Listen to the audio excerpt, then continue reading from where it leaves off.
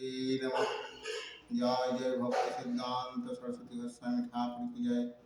भागवत ठाकुर की जय। जय जगत गुरु श्री प्रभुपाद ठाकुर की जय। जय श्री कृष्ण चैतन्य प्रभु नित्यानंद श्री अद्वैत गदाधर शिवसादि गौर भक्तवृंद की जय। हरे कृष्ण कृष्ण कृष्ण हरे हरे, हरे राम राम राम हरे हरे। तो আজকের আলোচ্য বিষয় ব্রহ্ম শব্দের অর্থ কি এবং ব্রহ্মকে স্বরূপগতভাবে কভাবে ভাগ করা হয়েছে এ সম্বন্ধে বিস্তারিত আলোচনা। তো ব্রহ্ম শব্দের অর্থ হচ্ছে যিনি হচ্ছেন সব থেকে বৃহৎ, যার থেকে বৃহৎ আর এই অনন্ত কোটি ব্রহ্মাণ্ডে কেউ নেই, তিনি হচ্ছেন ব্রহ্ম। অর্থাৎ যিনি হচ্ছেন সকলের সৃষ্টিকর্তা, সকলের পালনকর্তা এবং সকলের সংহারকর্তা, তিনি হচ্ছেন ব্রহ্ম। এখন এই ব্রহ্ম সম্বন্ধে বিস্তারিত জানতে গেলে মহান ঋষি ভৃগু মুনি এবং তার পিতা বরুণ দেবের মধ্যে যে আলোচনা, সে আলোচনা তুলে ধরতেই হবে, না হলে এই প্রসঙ্গে আপনারা অনুভব করতে পারবেন না বা অনুধাবন করতে পারবেন না। তো একবার মহান ঋষি ভৃগু মুনি তার পিতা বরুণ দেবের কাছে এসে বলল যে, হে পিতা, আমি ব্রহ্মতত্ত্ব সম্বন্ধে জানতে চাই, আপনি আমাকে ব্রহ্মতত্ত্ব সম্বন্ধে বলুন। তো পিতা বরুণ দেব বললেন যে ব্রহ্মতত্ত্ব সম্বন্ধে এইভাবে জানা সম্ভব নয়, এই জন্যে তপস্যার প্রয়োজন। তখন বারবার অনুরোধ করা সত্ত্বে ভৃগু মুনির অনুরোধকে রাখলেন পিতা বরুণ দেব এবং বললেন, যিনি এই অনন্ত কোটি ব্রহ্মাণ্ডে সকলকে জন্ম দিয়েছেন অর্থাৎ সৃষ্টি করেছেন, যিনি সকলকে পালন করেন এবং যিনি সকলকে বিনাশ করেন, তিনি হচ্ছেন ব্রহ্ম। তখন ভৃগু মুনি বললেন যে, হে পিতা, আমি ঠিকভাবে বুঝতে পারলাম না এই ব্রহ্মতত্ত্ব সম্বন্ধে। তখন পিতা বরুণ দেব বললেন যে, আমি তো তোমাকে বারবার বলেছিলাম যে এইভাবে ব্রহ্মতত্ত্ব সম্বন্ধে কখনোই তুমি কেন, কেউ জানতে পারবে না। তুমি কঠোর তপস্যা করো, ব্রহ্মের কঠোর তপস্যা করো, তাহলেই তুমি ব্রহ্ম সম্বন্ধে জানতে পারবে। তো ভৃগু মুনি চারবার কঠোর তপস্যা করে ব্যর্থ হয়েছিলেন। পঞ্চমবার উনি তপস্যা করে সিদ্ধি লাভ করেছিলেন। তো প্রথমবার উনি তপস্যা করতে গেলেন, তপস্যা করে দীর্ঘদিন পর ফিরে এসে পিতাকে বললেন যে, পিতা, আমি ব্রহ্ম সম্বন্ধে জানতে পেরেছি। বলছি, কি জানলে? না, পিতা, অন্নই ব্রহ্ম। কেন? অন্ন দ্বারা আমাদের এই শরীর বেঁচে থাকে, আমাদের ইন্দ্রিয় সক্রিয় হচ্ছে এই অন্নের জন্য। অন্ন ছাড়া এই শরীরের কোনো মূল্য নেই। আর শরীর যে আমরা যে শরীরকে যে সক্রিয় করছি, ইন্দ্র যে সক্রিয় হচ্ছে, সব কিছু অন্নের জন্য। তো পিতা, অন্নই ব্রহ্ম। পিতা বললেন, না, তুমি ভুল উত্তর নিয়ে এসেছো, অন্ন ব্রহ্ম নয়, যাও তপস্যা করে এসো। তো পুনরায় ভৃগু মুনি তপস্যায় গেলেন এবং তপস্যা করে আবার ফিরে এসে বললেন, পিতা, আমি উত্তর নিয়ে এসেছি। পিতা বললেন, কি উত্তর নিয়ে এসেছো? না পিতা, মনই হচ্ছে ব্রহ্ম। যদি মন না থাকে তাহলে এই জড়জগতে কোনো কর্মই সম্পাদিত হবে না, কেন সমস্ত কর্মই মন দ্বারা সৃষ্টি হচ্ছে। কেউ পাপ কর্ম করুক, পুণ্য কর্ম করুক বা দেবদেবী ভক্তি করুক, সর্বোপরি ভগবান শ্রীকৃষ্ণের ভক্তি যাই করুক, সব কিছুই মন দ্বারা রচিত হচ্ছে। তাই মনই হচ্ছে ব্রহ্ম। তো পিতা বরুণ দেব বললেন, না, ভুল উত্তর। তো পুনরায় ভৃগু মুনি তপস্যা করতে গেলেন এবং তপস্যা করে বহু বছর পর ফিরে এসে বললেন, পিতা, আমি উত্তর নিয়ে এসেছি। বললেন, প্রাণবায়ু হচ্ছে ব্রহ্ম। যদি বায়ু না থাকতো, বাতাস না থাকতো, তাহলে আমাদের শরীর কিভাবে বাঁচত? আমাদের শ্বাস প্রশ্বাস আমরা কিভাবে নিতাম? অক্সিজেনের অভাবে তো আমরা সকলেই মারা যেতাম। তাই বায়ু হচ্ছে, প্রাণবায়ু হচ্ছে ব্রহ্ম। বললেন, না, এটা তোমার ভুল উত্তর। বরুণদেব বললেন তার পিতা ভৃগুমুনিকে। পুনরায় আবার তপস্যা করতে গেলেন ভৃগুমুনি। তপস্যা করে ফিরে এসে বললেন, পিতা এইবার আমি ঠিক উত্তর নিয়ে এসেছি। না, তুমি কি উত্তর নিয়ে এসেছো?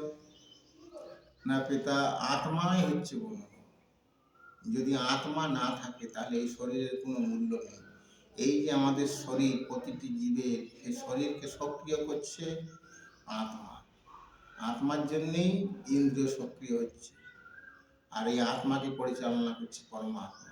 তাই আত্মাই হচ্ছে ব্রহ্ম। তখন পিতা বরুণদেব বললেন, তুমি এবার লাইনে এসেছো। উত্তর সঠিক হয়নি, কিন্তু লাইনে এসেছো। তো এবার বরুণদেব রেগে গিয়ে কিছু কথা শুনিয়ে দিলেন। বলছে, তুমি এই আমার সন্তান, এই তোমার তপস্যা, বারবার তুমি ব্যর্থ হচ্ছ, এই কি তোমার তপস্যা? তখন ওই ভৃগুমুনি তার পিতার চরণ ছুঁয়ে প্রতিজ্ঞা করলেন যে যতদিন না আমি সঠিক উত্তর নিয়ে আসবো ততদিন আমি আপনাকে আমার মুখ দেখাবো না, অর্থাৎ আমি আপনার মুখ দর্শন করতে আসবো না যতদিন না আমি সঠিক উত্তর নিয়ে আসছি। তো বহু বছর কঠোর তপস্যার পর ভৃগুমুনি হাসতে হাসতে পিতা বরুণদেবের কাছে এলেন। তো পিতা বরুণদেব পুত্রের বডি ল্যাঙ্গুয়েজ দেখেই বুঝতে পারলেন যে উনি সঠিক উত্তর নিয়ে এসেছেন, আমার সন্তান সঠিক উত্তর নিয়ে চলে এসেছেন। বললেন, তুমি কি উত্তর নিয়ে এসেছো ভৃগুমুনিকে বললেন, না পিতা, ব্রহ্ম সম্বন্ধে আমি জানতে পেরে গেছি। না, আনন্দই হচ্ছে ব্রহ্ম। ব্রহ্মর আরেক নামই হচ্ছে আনন্দ। আনন্দই ব্রহ্ম, ব্রহ্মই আনন্দ। আনন্দই হচ্ছে ব্রহ্ম। হ্যাঁ, তুমি ঠিক উত্তর নিয়ে এসেছো, আনন্দই হচ্ছে ব্রহ্ম। এই পৃথিবীর প্রতিটি জীবই আনন্দ চায়। একটি পিপীলিকা থেকে আরম্ভ করে ব্রহ্মা পর্যন্ত সকলেই আনন্দ চায়। আনন্দই হচ্ছে ব্রহ্ম। এখন এই ব্রহ্মকে সরলগতভাবে তিন ভাগে ভাগ করা হয়েছে। এক ব্রহ্ম, দুই পরমাত্মা, আর তিন ভগবান।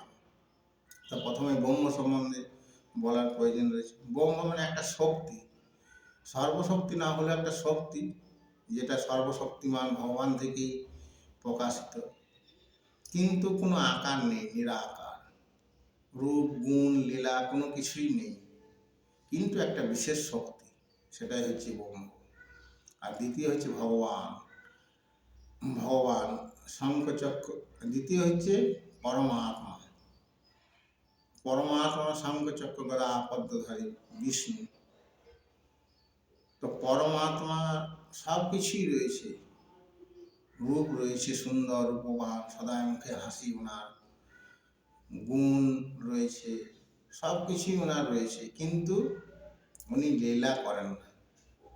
উনি ভক্তিতে ভক্ত যদি ওনাকে খুশি করতে পারেন পরমাত্মাকে, তাহলে উনি ভক্তকে বর দান করেন এবং ওনার ধামে ফিরিয়ে নিয়ে যায়। অর্থাৎ ওনার ধাম হচ্ছে বৈকুণ্ঠ ধাম। সেই বৈকুণ্ঠ ধাম প্রাপ্তি হয় সেই ভক্তের।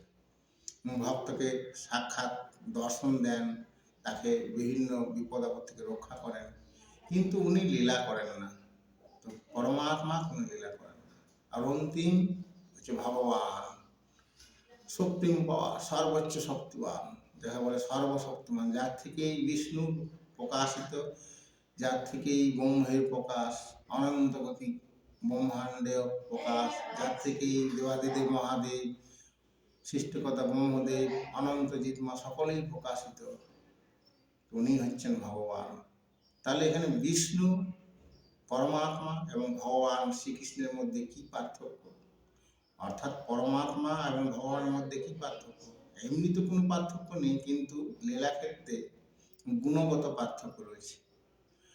না, পরমাত্মার হচ্ছে ৬০ গুণ, অর্থাৎ বিষ্ণু ৬০ গুণ, এবং ভগবান শ্রীকৃষ্ণের হচ্ছে ৬৪ গুণ। অর্থাৎ পরমাত্মা থেকে ভগবানের ৪টি গুণ বেশি। কোন ৪টি গুণ বেশি ভগবান শ্রীকৃষ্ণের পরমাত্মা বিষ্ণু থেকে? না, সেই ৪টি গুণ হচ্ছে, এক, উনি হচ্ছেন সর্ব আকর্ষক। ওনার রূপ সকলকে মোহিত করে। কৃষ্ণ শব্দের অর্থই হচ্ছে সর্ব আকর্ষক। এটা হচ্ছে ওনার প্রথম গুণ। দ্বিতীয় গুণ হচ্ছে উনি বংশীধারী। ওনার বংশীর সুর সকলকেই মোহিত করে, এটা ওনার দ্বিতীয় বিশেষ গুণ। আর তৃতীয়, উনি লীলা আধারী, একসঙ্গে করোড়ো জীবের সঙ্গে উনি লীলা করতে পারেন। আর চতুর্থ গুণ ওনার কি না, উনি হচ্ছেন দয়া সাগর, করুণা সাগর। উদাহরণস্বরূপ বলা যায়, উদাহরণস্বরূপ বলা যায় উদ্ভব গীতা থেকে একটা সুন্দর উদাহরণ। একবার ভগবান শ্রীকৃষ্ণ উদ্ভবকে বলছেন, হে উদ্ভব, আমি আমার ভক্তের পিছু পিছু ধাবিত হই। কেন বলতো উদ্ভব? উদ্ভব প্রভু তাকে রক্ষা করার জন্য। না না উদ্ভব, তাকে যদি রক্ষা করার প্রয়োজন হয় তো আমি আমার ধাম থেকেই তো রক্ষা করতে পারি। আমি আমার ভক্তের পিছু পিছু কেন ধাবিত হই জানো? ভক্তের চরণ যখন ভূমিতে পড়ে, সেই ভূমিতে পড়ার সঙ্গে সঙ্গে সেই চরণের ধুলি যদি আমার মাথায় পড়ে বা আমার শরীরে পড়ে, তাহলে সেই ধুলি দ্বারাই আমার জীবন ধন্য হবে। এই ধুলির স্পর্শে, এই ভাব নিয়ে আমি ভক্তের পিছু পিছু ধাবিত হই। দেখুন, এই জড়জগতে এমন কোনো প্রভু আছেন যিনি তার ভৃত্যের চরণ ধুলি মাথায় নিয়ে আনন্দ অনুভব করবেন? না, অসম্ভব।